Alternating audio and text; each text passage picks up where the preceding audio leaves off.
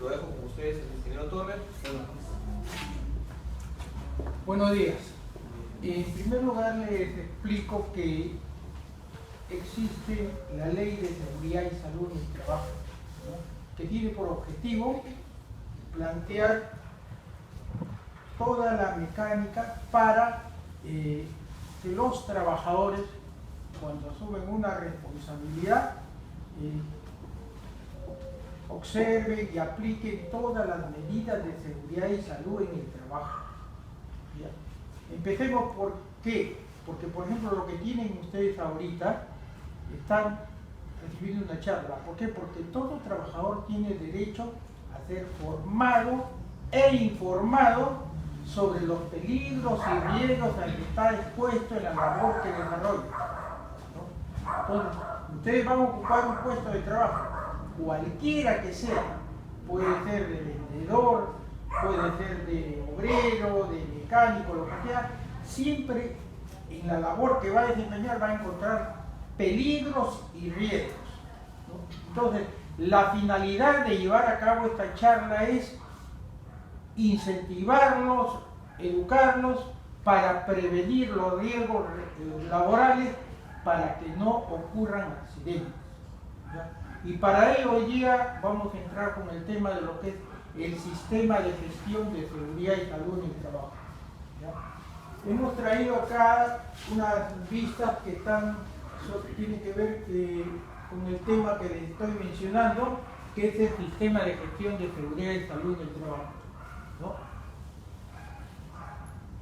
Para ello, todo esto está sustentado en una base legal, ¿no?, que son la Ley 28806, Ley General de Inspecciones del Trabajo, la Ley 29783, Ley General de Seguridad y Salud del Trabajo, el Decreto Supremo 005-2012-TR, que es el reglamento de la ley, la Resolución Ministerial número 050-2013-TR, y hay muchas otras normas legales que tienen que ver con la parte de seguridad y salud del trabajo. Para el caso, hemos mencionado solamente estas para no abundar en mucho, ¿no? Ahora, ¿qué cosa es un sistema de gestión de seguridad y salud en el trabajo? Ahí lo tienen. Es el conjunto estructurado de elementos interrelacionados o interactivos que tienen por finalidad establecer políticas de seguridad y salud en el trabajo, cuyo objetivo es implementar los mecanismos y acciones necesarias para alcanzarlos y prevenir la ocurrencia de accidentes y enfermedades ocupacionales. Ustedes saben, por ejemplo, en un trabajo o en una empresa, ¿qué cosa hay? Hay maquinaria, personal, procedimientos de trabajo, materiales, todos se interrelacionan, ¿no? Se combinan ¿para qué? Para producir bienes y servicios. En el caso de la seguridad, ¿qué cosa hay? Hay las normas mencionadas anteriormente, hay las personas, ¿no?, hay los procedimientos de trabajo, ¿no?, hay los materiales, como por ejemplo podría ser los equipos de protección personal que cuando el caso lo requiere van a tener que darle. Todo ello se combina, se interrelaciona, ¿para qué?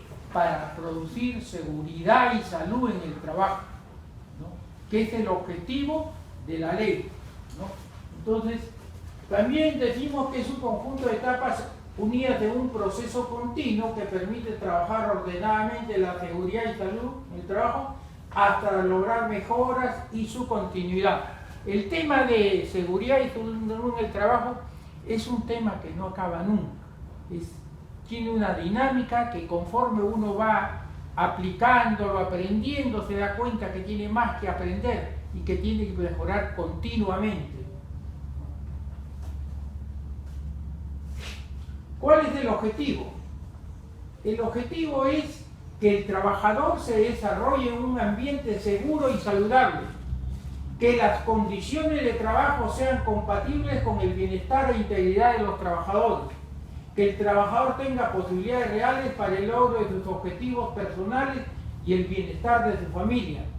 El empleador debe garantizar que la seguridad y salud en el trabajo sea una responsabilidad conocida y aceptada por toda la organización de la empresa, ¿no? Entonces el empleador implementa las medidas de seguridad. Estas medidas de seguridad deben ser aprendidas por los trabajadores y deben aplicarlas en el quehacer diario. Los principios del sistema de gestión de seguridad y salud en el trabajo tenemos: asegurar el compromiso del empleador con la seguridad y salud de los trabajadores. El empleador es responsable, ¿no?, de la seguridad y salud en el trabajo de todos los trabajadores, ¿no? Lograr una coherencia entre lo que se planifica y lo que se realiza. ¿Por qué? Porque ustedes, por ejemplo, van a hacer un programa anual de seguridad y salud en el trabajo, van a participar en él, ¿no? Y le digo, por ejemplo, dice, ¿por qué tiene que haber coherencia entre lo que se dice y lo que se realiza? Porque, por ejemplo, hay empresas que al trabajador, por ejemplo, le entregan un reglamento donde dice que tiene que entregar este tipo de protección personal. Él lo lee todo, está consciente de eso, pero al final no le entrega el tipo de protección personal, ¿no? Entonces, por eso es que se habla que tiene que haber coherencia entre lo que se dice en el reglamento. Ustedes van a encontrar en el reglamento, por ejemplo, los estándares de seguridad en las operaciones, que son los diversas actividades y los peligros y riesgos que están expuestos.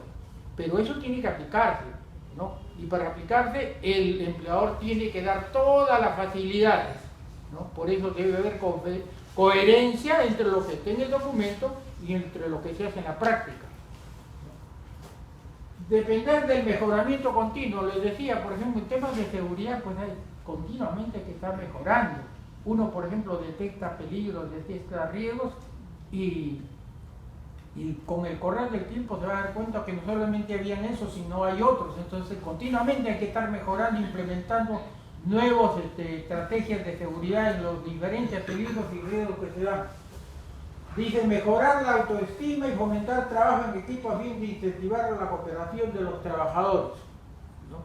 O sea, hay que mejorar la autoestima en el sentido, por ejemplo, que hay que sensibilizar al trabajador para que aplique los conocimientos de seguridad y salud en el trabajo, ¿no? Muchas veces uno le da una charla a un trabajador, lo aprende, lo entendió muy bien, pero lo aplica, se ha sensibilizado, lo ha hecho suyo, en que él debe aplicar todos esos conocimientos. No, porque hay que sensibilizarlo. Yo le digo, por ejemplo, en construcción civil, ¿qué sucede? El trabajador se le da todo este tipo de charlas, le dice, usa tus equipos de protección personal, tu arnés, todo, y no se lo pone. Porque se olvida, por ejemplo, él y ustedes, por ejemplo, entienden que todos los días, por ejemplo, ustedes salen de su casa, se despiden de su esposa, de sus hermanos, de su madre, todo, contentos que se van a trabajar. Y ellos quieren que en la tarde regresen igualitos, ¿no? Que no por una negligencia del trabajador tenga que sufra un accidente y tenga que regresar con muletas, con una silla de ruedas o de repente en un cajón, ¿no? Entonces deben sensibilizarse porque es necesario aplicar las medidas de seguridad, ¿no? Dice, hay que fomentar la prevención de la cultura de riesgos laborales para que toda la organización interiorice los conceptos de prevención y proactividad, promoviendo conceptos seguros, ¿no? Después tenemos fomentar, crear oportunidades para estar la empatía del empleador hacia el trabajador y viceversa, ¿no? Debe haber una empatía. Entonces, en el sistema de seguridad participan tanto los trabajadores como el empleador, ¿no? Se deben interiorizar, ¿no?, de que deben hacer seguridad. Dice, asegurar la existencia de medios de retroalimentación de los trabajadores al empleador en seguridad y salud en el trabajo. Son los trabajadores quienes perciben en su quehacer diario qué peligros y riesgos hay, ¿no?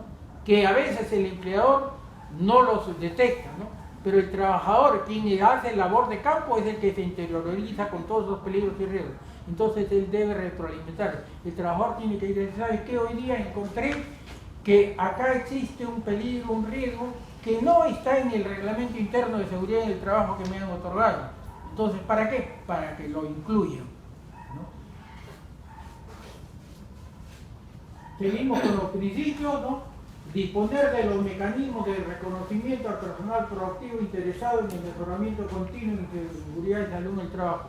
Sí, pues hay muchos trabajadores que se involucran en el tema de seguridad y constantemente están investigando y están haciendo sus aportes, ¿no? Evaluar los principales riesgos que puedan ocasionar las mayores pérdidas de la salud y la seguridad de los trabajadores y el empleador y otros, ¿no? Van a ver ustedes posteriormente, por ejemplo, cuando tengan que participar en charlas en su centro de trabajo, cuando se hace lo que se llama el IPER, que es la identificación de peligro y evaluación de riesgo, ¿no? Porque ustedes van a tener que identificar a través de su quehacer diario, van a encontrar que van a identificar, como les decía anteriormente, van a identificar peligros, ¿no?, que no están en el reglamento. Entonces ustedes van a retroalimentar ese reglamento, ¿no? ¿Cómo? A través del IPER. El IPER, como vamos a ver posteriormente, es el corazón de todo lo que es la seguridad, porque en base a que nosotros identificamos peligros, evaluamos los riesgos y contra eso adoptamos medidas preventivas, todo eso va a alimentar al reglamento interno, a los registros que posteriormente vamos a ver, ¿no? Estos son los principios que ya ustedes lo hemos visto anteriormente: la participación de los trabajadores, sean con sindicatos, sus representantes, el compromiso de la empresa es la que asume el compromiso de solventar todo lo que es seguridad y salud en el trabajo, ¿no? Y lo integra al esquema general de la empresa.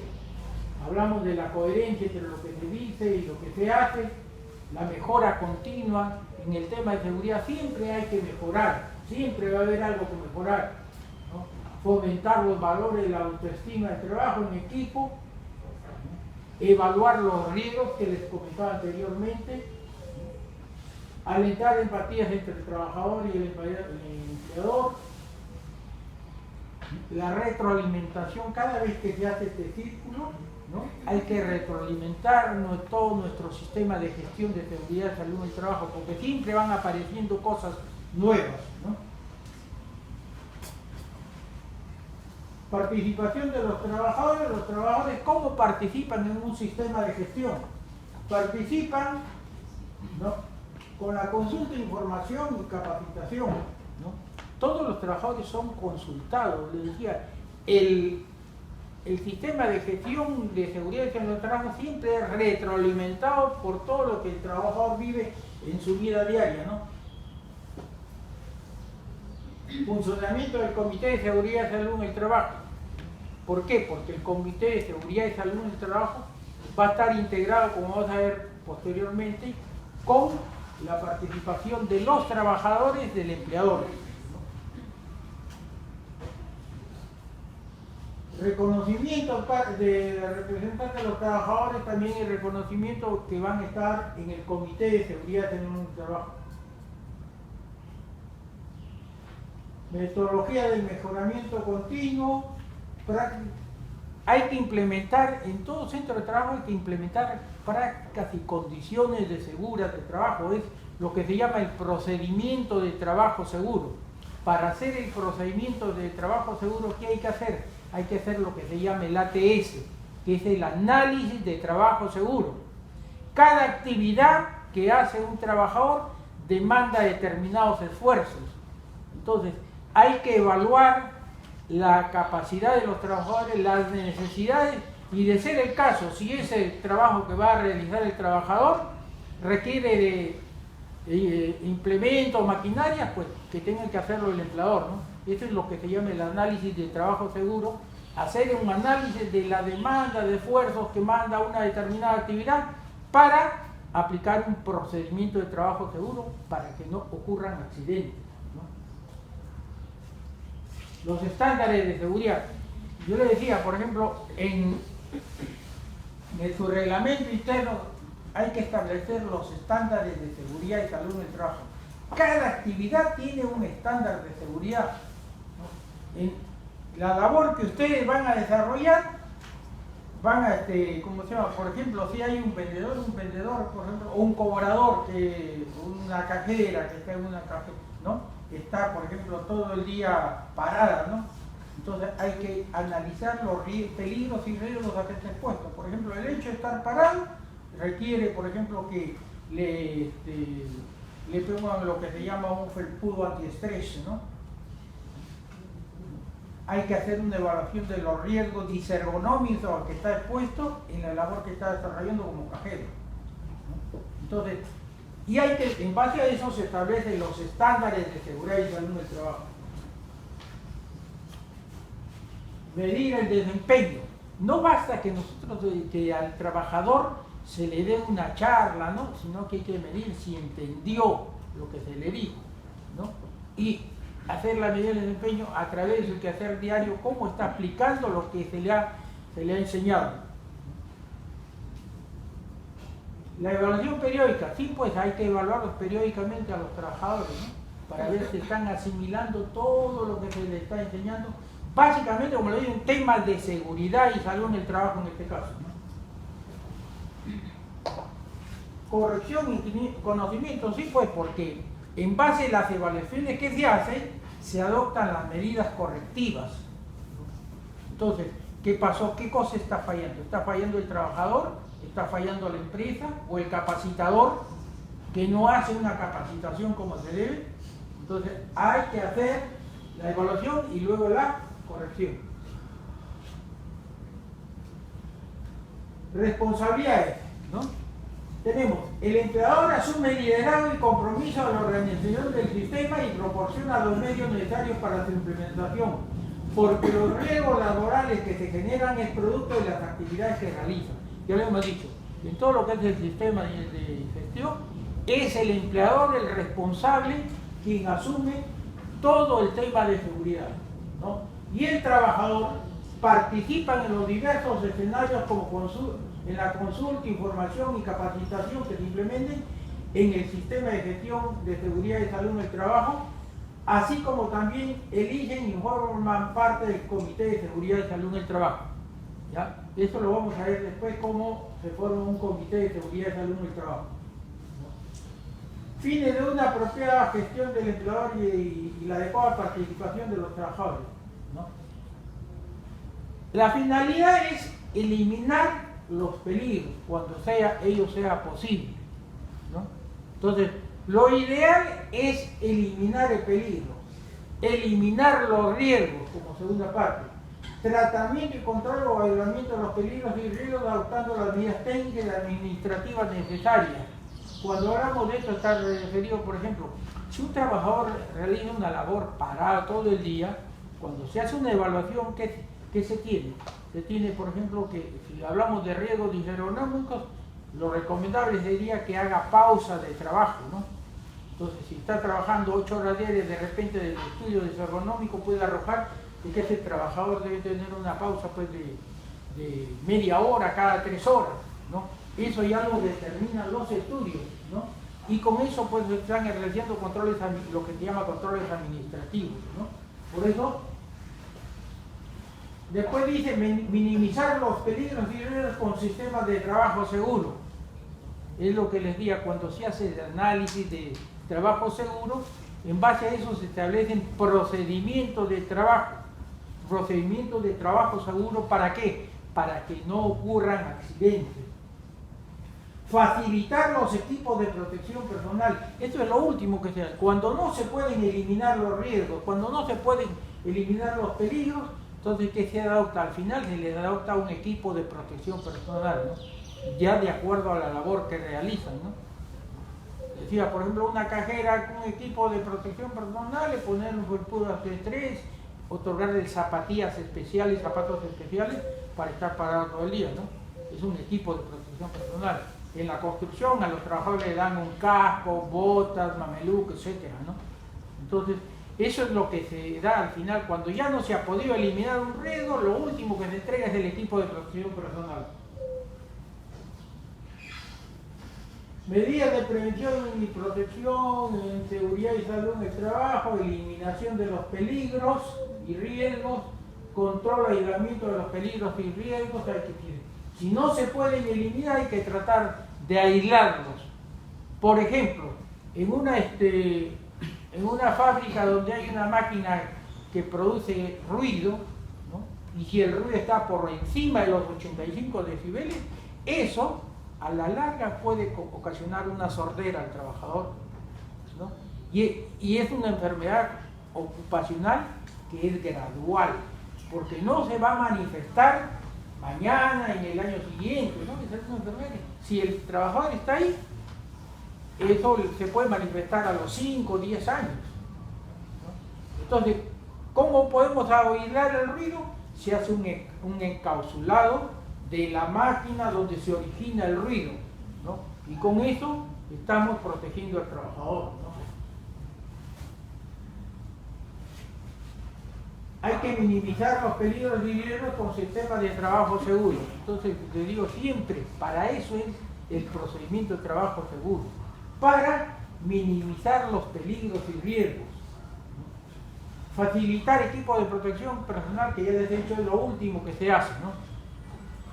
Cuando ya no se ha podido eliminar los peligros, eliminar riesgos, ya hay que proponer equipos de protección personal, siempre de acuerdo a la labor que realizan, ¿no? Documentación mínima que debe contar un sistema de seguridad de salud en el trabajo. ¿Ya? Como vamos a ver posteriormente, bien, cuando se implementa un sistema de gestión, hay que llevar unos registros. El primer registro es el registro de accidentes de incidentes. ¿En qué consiste este registro? Cuando ocurre un accidente, ¿qué se hace? No ocurre el accidente, se le lleva al hospital y punto, y se acabó. No, hay que investigar cuáles fueron las causas del accidente, ¿no?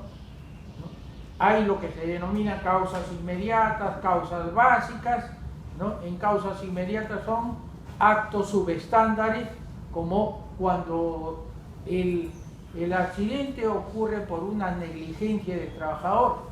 Por ejemplo, un trabajador que se sube a un andamio y no se pone un arnés, se cae y se mata, ¿no? Entonces ese es un acto subestándar, una negligencia del trabajador. Entonces, como les decía, eso, cuando se estudia todo lo que es de registro de accidentes, de incidentes, vamos a ver lo que son actos subestándares, causas inmediatas, causas básicas, etc., ¿no? Registro de enfermedades ocupacionales. Hay que llevar un registro de enfermedades ocupacionales, ¿no? ¿Por qué? Porque los puestos de trabajo generan enfermedades, a la larga gradualmente generan enfermedades que a veces el trabajador no las percibe, pero que se van dando en el tiempo, ¿no? Veamos un ejemplo. El trabajador que, por ejemplo, trabaja parado todo el día, sea como cajero, sea en las fábricas textiles, ¿no? Comienza a sufrir de varices, ¿no? ¿Qué pasa? Que le hacen el examen ocupacional, ¿no? O también, por ejemplo, los comento, los trabajadores que trabajan en la agroindustria en Ica. Hay trabajadores que trabajan realizando lo que es la cosecha del espárrago. El espárrago es una planta que en la mañana la cortan y a las 5 de la tarde ha crecido 30 centímetros. Y para el espárrago no hay feriado, no hay día domingo. Crece todos los días, entonces todos los días tienen que cosechar, ¿ya? Entonces, ¿qué pasa? La gente que cosecha el espárrago tiene que estar agachándose. Entonces, cuando lo someten a exámenes médicos, ¿qué detectan? Detectan que las personas que trabajan cosechando tienen dolores lumbares. Entonces, esa actividad que desarrollan ya está generando una enfermedad ocupacional. Y de igual manera, ustedes van a desarrollar una actividad que con el tiempo podría desarrollar una actividad ocupacional. Puede que no, ¿no? Entonces, hay que llevar un registro de enfermedades ocupacionales. Registro de exámenes médicos, sí, porque para que se detecte la enfermedad ocupacional, primero hay que tomar un examen médico, ¿no? Entonces, se le toma exámenes médicos a todos los trabajadores. Los resultados que arrojan que determinados trabajadores tienen dolores lumbares. Entonces, ¿qué hay que ver? ¿Dónde trabajan ellos? Trabajan, en el caso que les decía, trabajan cosechando. Entonces, ahí se detecta que en esa actividad está generando enfermedades ocupacionales, ¿no? Dice, registro son los monitoreos de agentes físicos, químicos, biológicos y riesgos gastronómicos, ¿no? Agentes físicos, ruido, vibraciones. Agentes químicos, polvos, humos, gases, biológicos, bacterias, ¿no? Virus, hongos, Factores de riesgo socioeconómicos, los movimientos repetitivos, los sobreesfuerzos que hace el trabajador en realizar una determinada actividad, ¿no? Registro de inspecciones internas de seguridad de salud en el trabajo, sí, porque periódicamente hay que hacer inspecciones internas para ver cómo está funcionando el sistema de seguridad de salud en el trabajo. Esto básicamente lo hace el Comité de Seguridad de Salud en el Trabajo con sus miembros, ¿no? Registro de estadísticas, sí, porque hay que llevar estadísticas de, ¿cómo se llama? Ustedes habrán visto, por ejemplo, cuando van a una empresa y encuentran, dice, llevamos 2000 horas sin accidentes, ¿no? Porque están llevando sus estadísticas, ¿no? Y ahí vienen esas estadísticas que entran, por ejemplo, cuántos accidentes ocurrieron, cuántos días se perdieron por los accidentes, cuántos días pasaron sin accidentes. Entonces, todas esas estadísticas tienen que registrarse. Registro de equipos de seguridad y salud en el trabajo, ¿no? Hay que llevar, por ejemplo, los registros. Al trabajador, por ejemplo, se le entrega un equipo de protección personal, hay que registrarlo, que al trabajador fulano de tal, en tal fecha se le entregó uniforme, zapatillas, lo que sea, ¿no? Registro de inducción, capacitación, entrenamiento y simulacros de competencia. Sí, pues es lo que estamos haciendo ahorita nosotros. Ustedes van a ingresar, lo primero que hay que hacer es hacerles una charla de inducción, ¿no? Para que ustedes sean formados e informados de los peligros y riesgos a que están expuestos en la labor que van a desempeñar. Esta es la charla de inducción. Posteriormente irán a charlas específicas, ya relacionadas directamente con la actividad que están realizando, ¿no?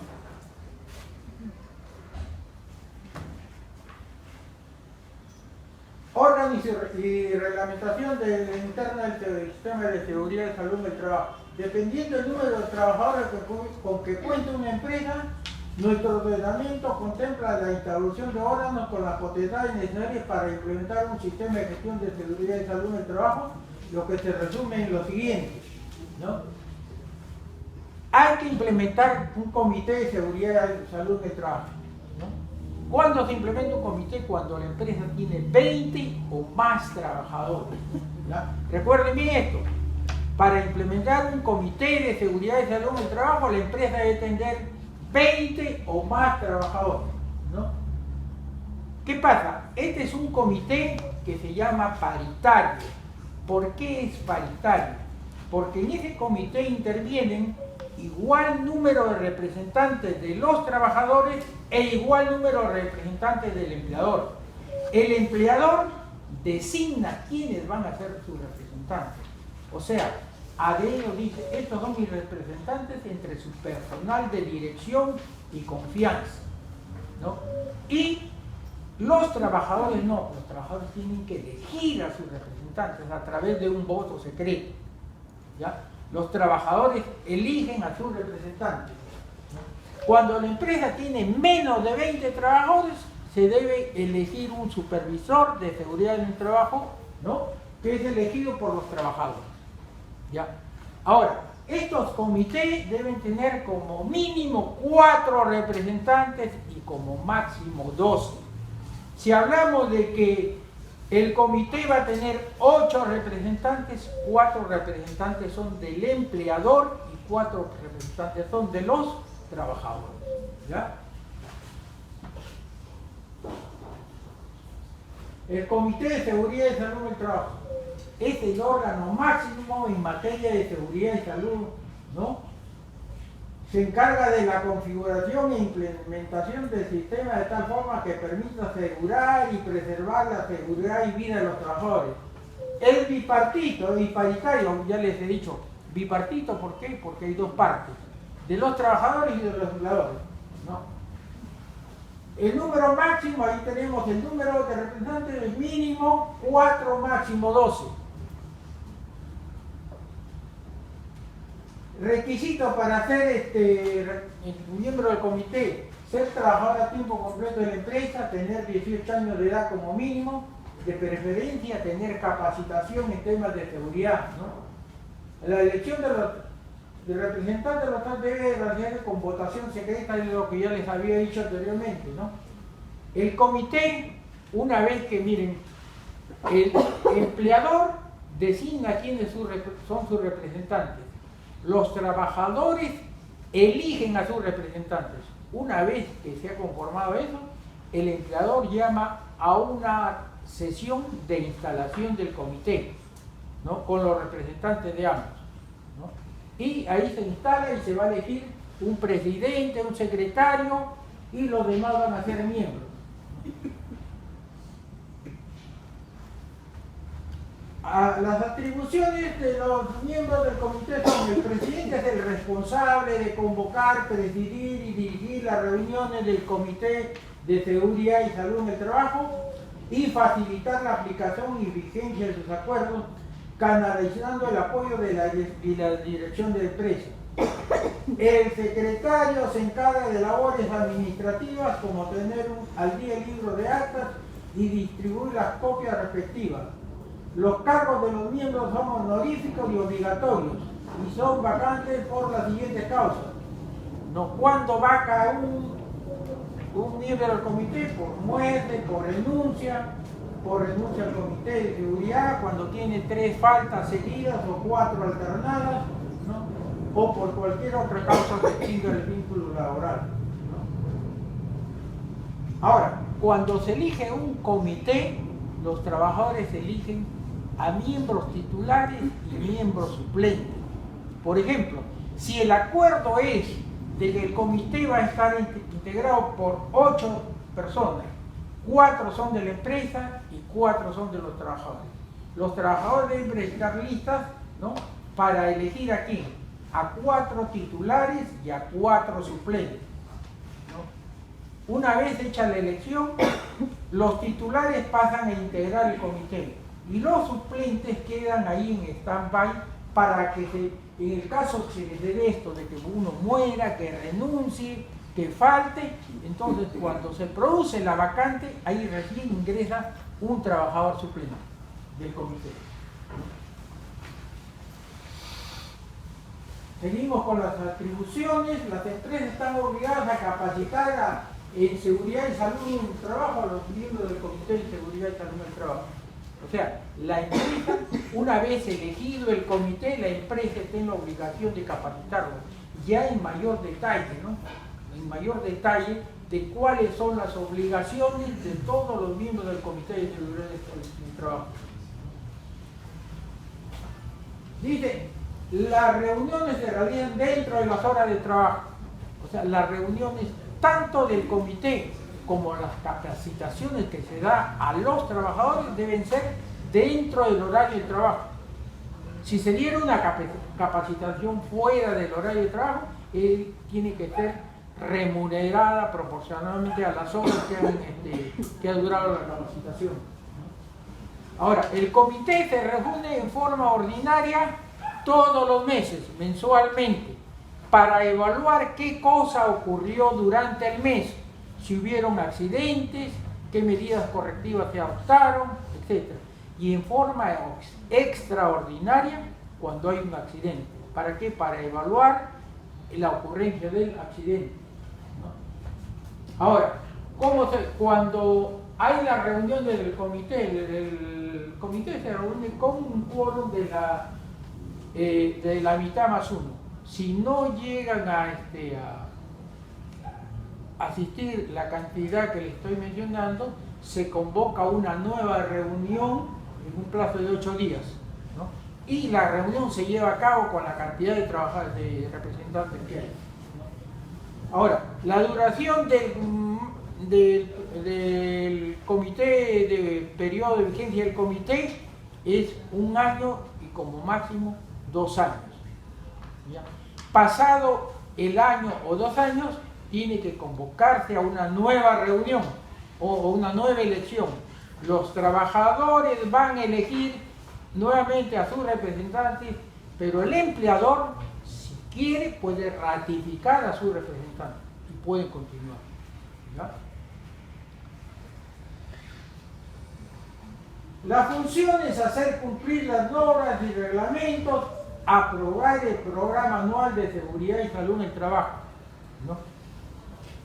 toda empresa tiene que elaborar un programa anual de seguridad y salud en el trabajo. ¿En qué consiste ese programa? Este programa ahí se va a especificar, por ejemplo, durante el año voy a hacer 4 o 5 capacitaciones. Durante el año vamos a hacer 2 exámenes médicos, ¿no? Durante el año vamos a hacer simulacro de incendio, simulacro de sismo, y eso se tiene que plantear en un programa anual de seguridad y salud en el trabajo, ¿no? Y así todas las actividades relacionadas con la seguridad y salud en el trabajo que se van a hacer en el año tienen que estar consignadas en lo que se llama el plan anual, ¿no?, de seguridad y salud en el trabajo, ¿no? A su vez, este plan anual tiene que ser aprobado por el comité. Aprobar el reglamento interno de seguridad y salud en el trabajo, ¿no? Sí, porque todos, miren, ustedes han entregado un reglamento interno. Ahí ese reglamento tiene los objetivos, ¿no?, tiene los estándares de seguridad, ¿no?, los estándares de seguridad que básicamente vienen de lo que del IPER que se ha realizado, y ustedes tienen pues que, ¿cómo se llama?, el comité tiene que evaluar todo eso y aprobar ese reglamento interno que contenga todo lo que la norma establece, ¿no? Dice reunirse en forma extraordinaria para analizar los accidentes que ya les había dicho anteriormente, ¿no? Analizar causas y estadísticas, ¿no? Obligación de los trabajadores y sus representantes: reportar en forma inmediata los incidentes y accidentes. Esto es muy importante, ¿ya? ¿Por qué? Porque miren, a veces ocurren lo que se llaman los incidentes. Los incidentes es como, por ejemplo, que ocurre, por ejemplo, yo voy pasando y cae un objeto y pum, bueno, cayó ahí, ¿no? Entonces, ¿qué puedo? No me pasó nada, ¿no? Pero de repente el objeto cayó cuando yo pasaba ahí y de repente me ocurre un accidente, ¿no? Entonces, se tienen que reportar los incidentes, aquellos que no causan lesión a los trabajadores. ¿Por qué? Porque si cayó un objeto, ¿no?, y ahí no pasó nada, pero en ese momento yo pasaba, eso sucede, ¿por qué habría que hacer? Que de repente hay que ver de dónde cayó ese objeto, por qué cayó, ¿no? Si es una actividad que se realiza constantemente. Entonces, si es una actividad que se realiza constantemente, yo tendría que delimitar y señalizar el área donde caen esos bultos, ¿no? De tal manera que quien circule por ahí ya sabe que ahí están cayendo objetos, ¿no? Pero si no hay nada, eso se convierte en un incidente. ¿Y qué es lo que pasa? Dice que de cada 10, 20 incidentes que ocurren, sale un accidente. Porque de repente la caja cayó cuando alguien iba por ahí y le ocurrió un accidente. De ahí la importancia que hay que reportar los incidentes. Porque si yo reporto, ¿sabe qué? Yo pasé por ahí y cayó un bulto, pero menos mal que no estuve tan cerca, no me cayó. Entonces se reporta al comité y van a adoptar las medidas preventivas, delimitarán, señalizarán, etc., ¿no? Proponer medidas correctivas de condiciones de riesgo. Sí, pues yo le decía, el tema de seguridad es dinámico, siempre vamos encontrando cosas nuevas. Entonces siempre hay que proponer medidas correctivas, ¿no? Participar en la investigación de los accidentes y sugerir medidas correctivas, sí, porque cuando hay un accidente, por ejemplo, hay testigos, ¿no?, de cómo ocurrió el accidente. Entonces los trabajadores, los miembros del comité deben participar, ¿no? ¿Cómo? Diciendo, mira, yo vi que el accidente ocurrió, ¿por qué ocurrió esto? ¿Alguien supervisaba? Nadie supervisaba, ¿no? Entonces ahí van a, con su propio testimonio, van a retroalimentar las medidas de seguridad, porque cuando se analice el accidente, se establecen las causas, se van a adoptar medidas correctivas para que no ocurran nuevamente. Inducciones en materia de seguridad y salud en el trabajo y personal, sí, pues la capacitación y lo que estamos haciendo acá, ¿no? Nos estamos capacitando, estamos recibiendo una charla de inducción, ¿para qué? Para que no ocurran accidentes. Participar en auditorías internas, sí, pues anualmente se hacen auditorías de cómo se llevó a cabo el sistema de gestión de seguridad y salud en el trabajo en el año, qué fallas hubieron, etcétera. Entonces, los trabajadores aportan, ¿no? Aportan qué cosas vieron, qué cosas estuvieron mal, ¿no? Y asistir a todas las actividades programadas, ¿no? Ya eso, el reglamento interno, les decía, ¿no? Toda empresa que tiene 20 o más trabajadores debe contar con un reglamento interno de seguridad del trabajo, que debe tener un resumen ejecutivo, ¿no? Donde se dan todos los datos, características de la empresa, área de local, actividad que desarrolla, etc. ¿No? Objetivos y alcances. ¿Cuál es el objetivo de tener un reglamento de seguridad de salud en el trabajo específicamente de la empresa en la cual ustedes están trabajando? Liderazgo y compromiso de la política de seguridad y salud en el trabajo. El liderazgo lo asume tanto el empleador como los trabajadores.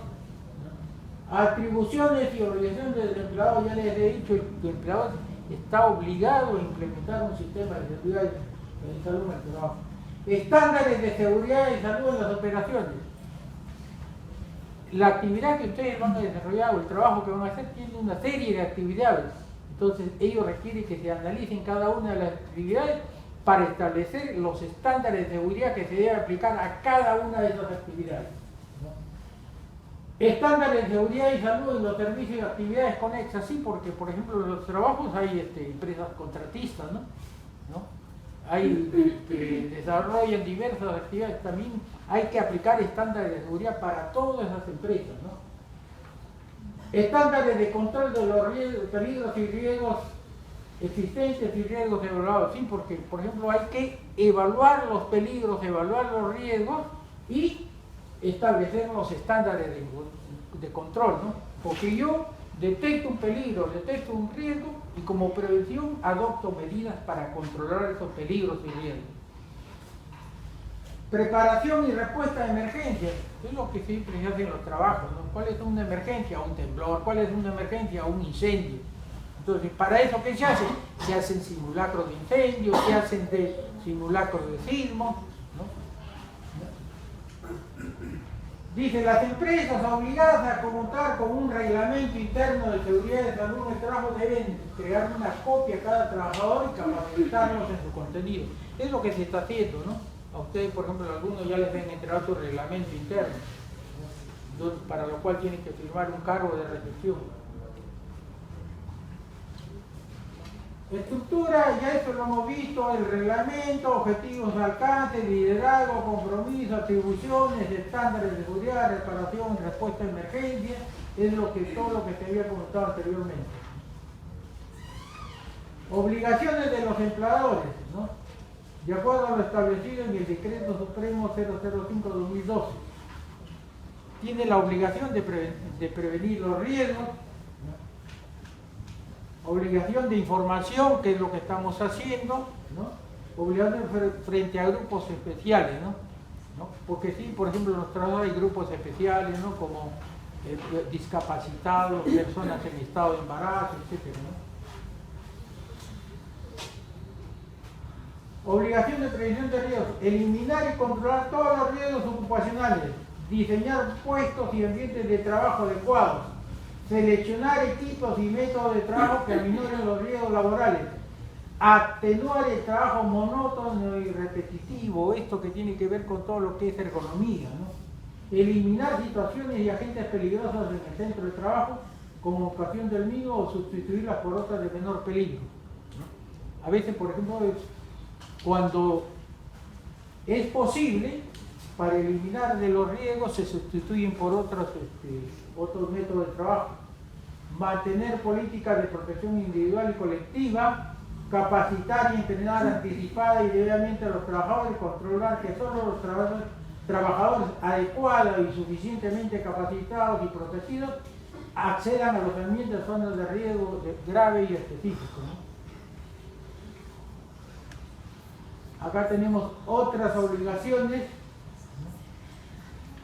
Prever la exposición de los diferentes agentes en el centro de trabajo no generen daño a la salud de los trabajadores. Investigar cuando se produzcan daños a la salud, ¿no? Es lo que les decía, ¿no? Cuando hay un accidente hay que investigar los accidentes. modificar las medidas de prevención cuando resulten inadecuadas. Cuando uno hace su evaluación, sus inspecciones periódicas, va a encontrar que las medidas de prevención que está aplicando no son las más adecuadas, para eso se aplican los correctivos. Verificar el uso de los equipos de protección personal. Por ejemplo, miren, en empresas a los trabajadores se les entrega los equipos de protección personal y no los usan, ¿no? Entonces, para eso tiene que haber lo que se llama la supervisión efectiva. Que los supervisores a cargo verifiquen que los trabajadores están usando adecuadamente los equipos de protección personal, ¿no? Y ahí tenemos pues que el costo de las acciones, decisiones y medidas de seguridad y salud ejecutadas en el centro de trabajo no será asumida de modo alguno por los trabajadores, todo lo asume el empleador. Las obligaciones ante el peligro inminente que crea un riesgo considerable, ¿no? Tienen como propósito evitar los efectos que podría generar un peligro inminente que cree un riesgo intolerable para la seguridad y salud de los trabajadores, entre los cuales tenemos lo siguiente: establecer las medidas y dar instrucciones necesarias para que los trabajadores puedan interrumpir sus actividades si fuera necesario abandonar de inmediato el lugar, ¿no? Miren, aquí qué pasa, por ejemplo, por decirles un ejemplo, en las actividades de construcción civil, muchos trabajadores, por ejemplo, los mandan a trabajar sin equipo de protección personal, ¿no? Y él, por no perder el trabajo, acepta esas condiciones de trabajo, ¿no? Yo siempre digo, cuando vamos a construcción civil, al trabajador siempre le digo, por el ganarte la vida, que no te vaya a costar la vida, ¿no? No porque tengo que ganarme la vida, tengo que aceptar ir a trabajar, a realizar un trabajo de altura, sin andamios, sin cascos, sin botas, sin guantes, etc., ¿no? ¿Por qué? Porque eso le puede ocasionar un accidente, ¿no? Pero el trabajador tiene el derecho a abandonar el puesto de trabajo, ¿no? Aun cuando el empleador te diga te voy a botar porque no quieres trabajar, ¿no? ¿Qué prefieren ustedes? ¿No tener un trabajo o realizar un trabajo que te puede costar la vida o te puedes quedar inválido? Que al final vas a ser una carga para tu familia, ¿no? Entonces, mucho cuidado con eso, ¿no? El trabajador tiene el derecho de abandonar un puesto de trabajo cuando ve que las condiciones no son las más adecuadas, ¿no? También tiene derecho a informar por escrito a la autoridad administrativa de trabajo de los daños a la salud de los trabajadores, ¿no? O sea, el trabajador que detecta que en su centro de trabajo no se están aplicando medidas de seguridad adecuadas, está en la obligación y tiene el derecho de ir y denunciar a ese empleador en el Ministerio de Trabajo. Las obligaciones de información, ¿no? Es lo que le decía anteriormente. Todo trabajador tiene derecho a ser formado y informado de los peligros y riesgos a que está expuesto en la labor que está desarrollando. Y para eso deben recibir una capacitación oportuna, ¿no? Y después hay que actualizar la evaluación de riesgos. Les decía, ¿no? Cuando en el quehacer diario ustedes van a detectar que, si bien es cierto que le dieron instrucciones de determinados peligros y riesgos que hay, en el quehacer diario ustedes encuentran que hay otros peligros adicionales, ¿no? Entonces hay que informar todo eso, ¿no? Obligaciones frente a grupos especiales. Bueno, esto ya es más específico, ¿no? Dice garantizar protección a trabajadores discapacitados y especialmente a los sensibles a los riesgos del trabajo. Considerarlos en la evaluación de los riesgos y adoptar las medidas preventivas y protección necesarias. Obligación frente a la procreación, maternidad y lactancia. Considerar en las evaluaciones del plan integral de prevención de riesgos los factores de riesgo de la función productiva, en particular por la exposición de agentes físicos, químicos, biológicos, ergonómicos, etc. ¿Ya? Mire, por ejemplo, aquí a veces ocurre lo siguiente, ¿no? En los trabajos, a veces hay señoras que están en estado de embarazo, ¿no? Entonces realizan una función donde tienen que estar golpeando, ¿no? Golpean y golpean, ¿no? ¿Y qué hacen? Ahí le dan un tipo de protección personal, un protector auditivo. Entonces, con eso estamos logrando que ella no sufra de sordera. Pero ¿qué está pasando? Que ese ruido lo está percibiendo desde ser que lleva en el día. Y para él no hay equipo de protección personal, ¿no? De ahí que la importancia que tiene que ver la obligación frente a la procreación, maternidad y lactancia. Entonces, una trabajadora que realiza una labor que donde constantemente se está golpeando, si está embarazada puede trasladarla a otro puesto de trabajo. Evitar la exposición a labores peligrosas, eso siempre, ¿no? Entonces,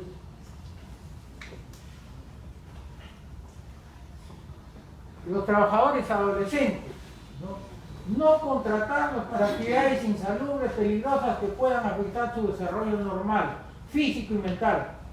Evaluar su puesto de trabajo previo a la incorporación para las medidas preventivas. Practicarles exámenes medios antes, durante y al término de la relación laboral, ¿no? Sí, pues, y todas las personas, muchos se oponen al examen médico, ¿no? Pero uno debe recibir una evaluación médica, ¿por qué? Porque uno va a desarrollar un puesto de trabajo y de repente el perfil físico que requiere ese puesto de trabajo no se condice con el estado de mi salud, ¿no? Entonces de ahí la importancia que se debe hacer un examen médico antes, durante y después, ¿no? Dice, obligaciones frente a trabajadores de terceros, contratistas, servicios, cooperativas. Sí, pues en todos los trabajos, mire, el empleador principal está obligado a proteger también a los trabajadores de cooperativas, de contratistas, etc., ¿no? ¿Por qué? Porque en el centro de trabajo la principal impone medidas de seguridad y salud. Por ejemplo, dice, el trabajo que van a realizar requiere que los trabajadores tengan seguro complementario de trabajo de riesgo. Y yo traigo a esa empresa a un contratista, ¿no? Y ese contratista también pues tiene que dotar de seguro complementario de trabajo de riesgo a todos sus trabajadores, ¿no?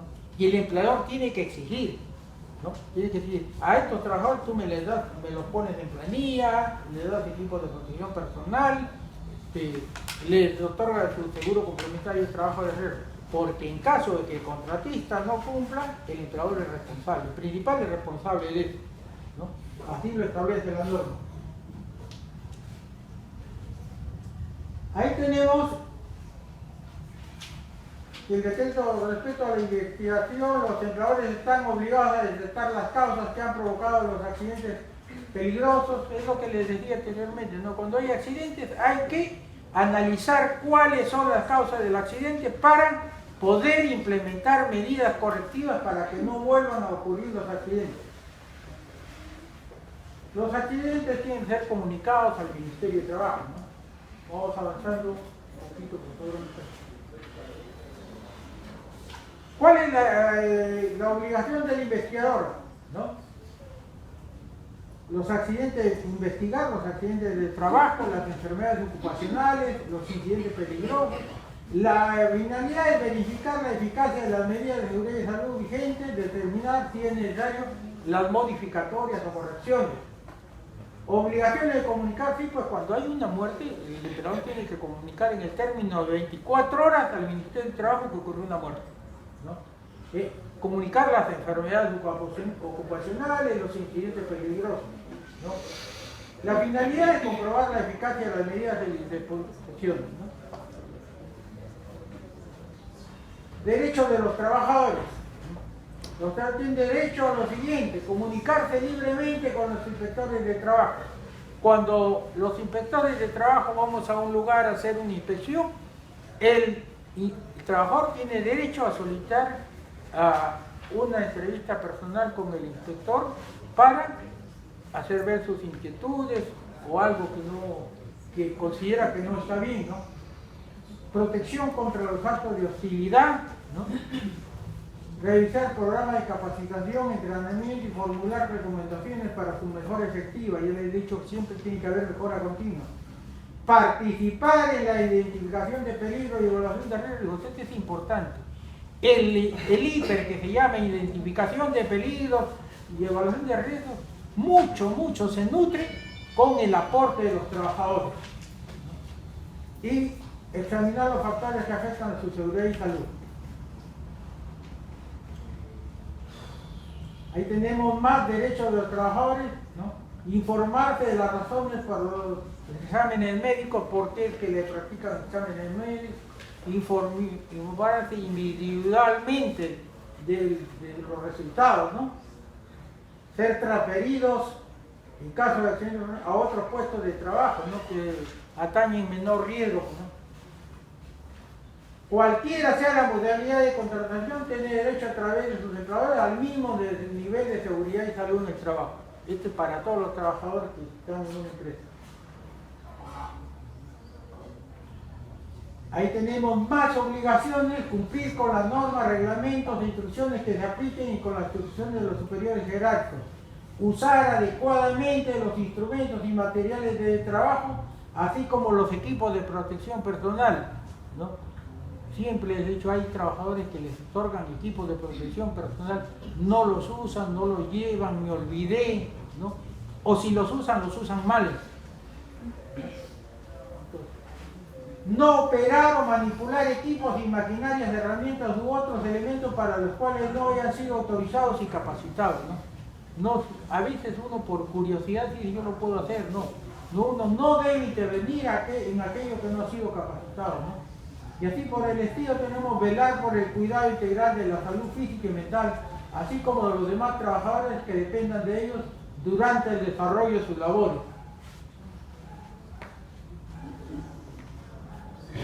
Someterse a los exámenes médicos, participar en los organismos paritarios, ¿no? Cuando hablamos de los organismos paritarios, estamos hablando del Comité de Seguridad en el Trabajo. El trabajador está obligado a participar en los organismos paritarios. Comunicar al empleado toda su situación que ponga en riesgo su seguridad y salud, ¿no? Reportar inmediatamente cualquier incidente, concurrir obligatoriamente a las capacitaciones y entrenamientos. No hay excusa para decir que el trabajador no quiere ir a una capacitación, porque tal como establecen las normas, las capacitaciones se hacen dentro del horario de trabajo. Entonces no hay ninguna justificación para decir que no quiero participar.